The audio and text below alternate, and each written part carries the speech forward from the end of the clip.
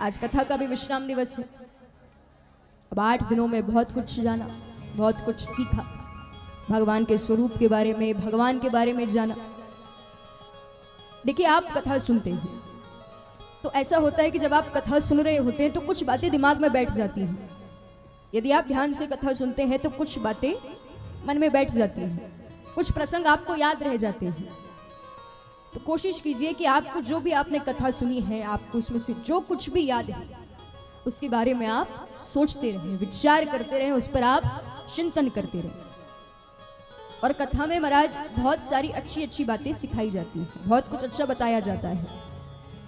तो कोशिश कीजिए, आज के समय में व्यक्ति बहुत व्यस्त है, कहने में अच्छा लगता है कि आप हर अच्छाई अपनाओ, लेकिन इतना समय किसी के पास नहीं और इतना अच्छा कोई नहीं है कि वो हर अच्छाई को अपनाए।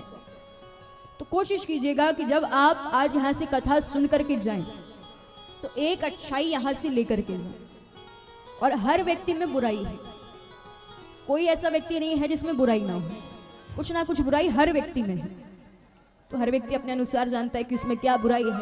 तो कोशिश कीजिए कि आज एक बुराई आप यहाँ पर उपस्थित समस्त देवी देवताओं के चरणों में अर्पित करके जाएं। क्योंकि हमने श्रवण भी किया था कि जितने समय कोई कथा होती है, अनुष्ठान होता है, यज्ञ इत्यादि होता है, कहा जाता है कि उतने समय के लिए वहां पर देवी देवताओं का वास होता है।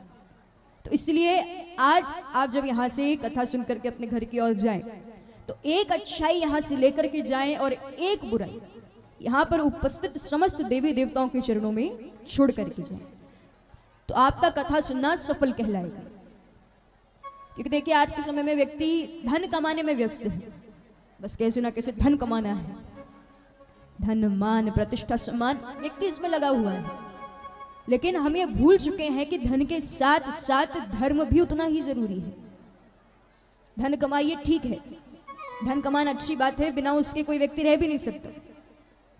धन कमाइए, लेकिन उसके साथ साथ धर्म कमाना भी उतना ही ज्यादा जरूरी है, आवश्यक है।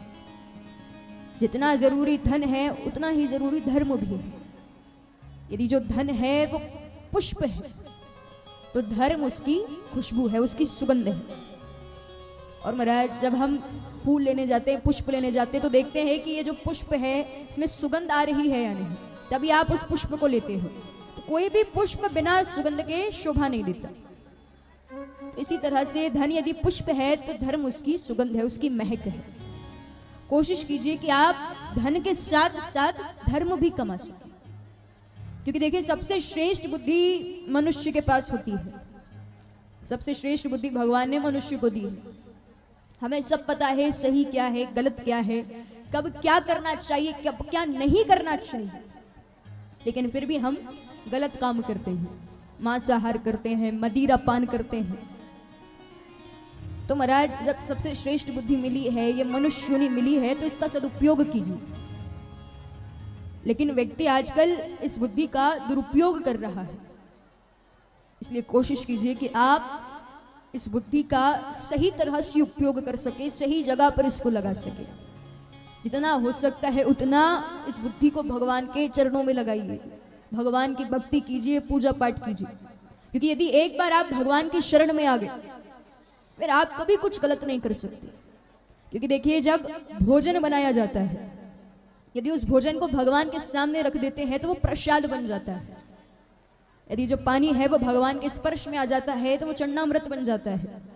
तो इसी तरह से यदि आप अपने जीवन में कोई भी काम करेंगे भगवान का नाम लेकर के, तो वो काम कभी गलत नहीं होगा।